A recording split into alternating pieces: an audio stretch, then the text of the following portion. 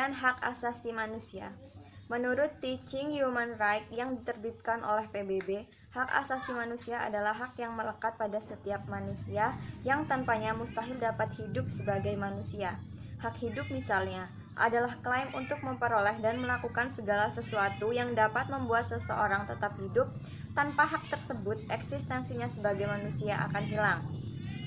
Hak asasi manusia telah tercantum dan tegas dalam Undang-Undang 1945 sehingga telah resmi menjadi hak-hak konstitusional setiap orang atau constitutional right.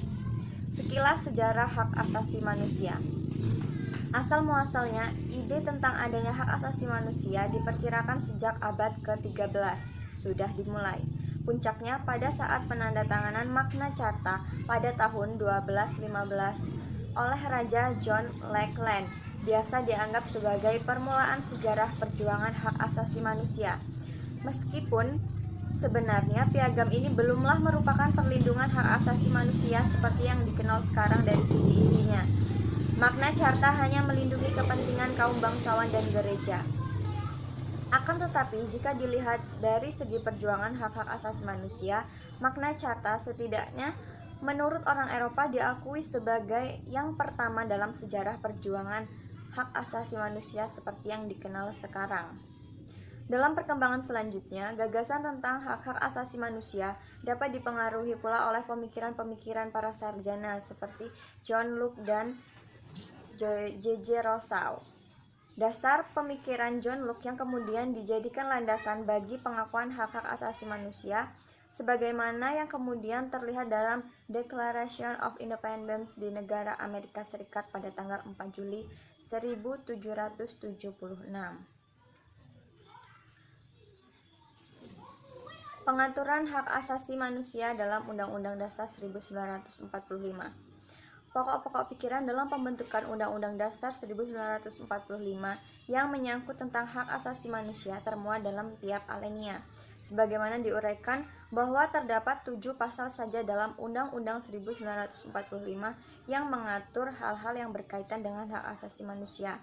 Yang pertama terdapat dalam pasal 27 mengatur mengenai hak tentang persamaan dalam hukum dan penghidupan yang layak bagi kemanusiaan secara terperinci. Disebutkan dalam pasal 27 ayat 1 dan pasal 27 ayat 2. Kedua, ada pasal 28 UUD 1945 yang berisi kebebasan berserikat, berkumpul, dan mengeluarkan pendapat, pikiran secara lisan maupun tulisan. Ketiga, hak asasi ini adalah hak-hak yang sangat penting dalam suatu negara demokrasi. Kebebasan berserikat tidak akan ada artinya jika tidak ada kebebasan untuk mengeluarkan pendapat. Ketiga, dalam pasal 29 ayat 1 UUD 1945 tentang kemerdekaan untuk memeluk agama.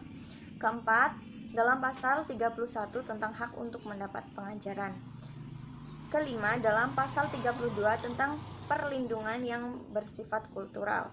Keenam, dalam pasal 33 tentang hak-hak ekonomi. Ketujuh, dalam pasal 34 tentang kesejahteraan sosial. Pelanggaran dan pengadilan HAM. UU nomor 26 tahun 2000 tentang pengadilan HAM mendefinisikan pelanggaran HAM adalah setiap perbuatan seseorang atau kelompok orang termasuk aparat negara baik disengaja maupun tidak disengaja atau kelalaian yang secara hukum mengurangi, membatasi, dan mencabut hak asasi manusia seseorang atau kelompok orang yang dijamin oleh undang-undang dan tidak didapatkan atau dikhawatirkan tidak memperoleh penyelesaian hukum yang adil dan benar berdasarkan mekanisme hukum yang berlaku. Pelanggaran HAM dikelompokkan menjadi 2 bentuk, yaitu pelanggaran HAM berat dan pelanggaran HAM ringan. Pelanggaran HAM berat meliputi genosida dan kejahatan kemanusiaan. Adapun bentuk pelanggaran HAM ringan selain dari kedua bentuk pelanggaran HAM berat tersebut. Kewarganegaraan. Undang-Undang 1945 setelah perubahan mengatur kewarganegaraan dalam pasal 26 yang berbunyi, yang menjadi warga negara ialah orang-orang bangsa Indonesia asli dan orang-orang bangsa lain yang disahkan dengan undang-undang sebagai warga negara. Penduduk ialah warga negara dan orang asing yang bertempat tinggal di Indonesia. Hal-hal mengenai warga negara dan penduduk diatur dalam undang-undang. Berdasarkan bunyi pasal 26 ayat 3, maka dibentuklah UU nomor 12 tahun 2006 tentang kewarganegaraan. Dalam undang-undang ini mengatur bahwa setiap warga negara mempunyai hak dan kewajiban terhadap negaranya. Sebaliknya, negara mempunyai kewajiban memberikan perlindungan terhadap warga negaranya. Dalam praktiknya, UU nomor 12 tahun 2006 menganut asas kewarganegaraan yang terdiri dari: yang pertama ada asas ius sanguinis, yang kedua ada asas ius soli, yang ketiga asas kewarganegaraan tunggal, yang keempat ada asas kewarganegaraan ganda terbatas. Keimigrasian. Imigrasi berasal dari bahasa Latin migratio, yang artinya perpindahan dari suatu tempat atau negara menuju ke tempat atau negara lain. Ada istilah emigratio yang mempunyai arti yang berbeda, yaitu perpindahan penduduk dari suatu wilayah atau negara keluar menuju wilayah negara lain. Sebaliknya, istilah immigratio dalam bahasa Latin mempunyai arti perpindahan penduduk dari suatu negara untuk masuk ke negara lain. Secara etimologi, istilah imigrasi dan transmigrasi ketiganya berasal dari bahasa Latin migration, yang berarti perpindahan penduduk dari satu tempat ke tempat lain. Pengertian imigrasi adalah satu hak asasi manusia, yaitu memasuki negara lain, sedangkan emigrasi adalah perpindahan penduduk keluar dari suatu negara.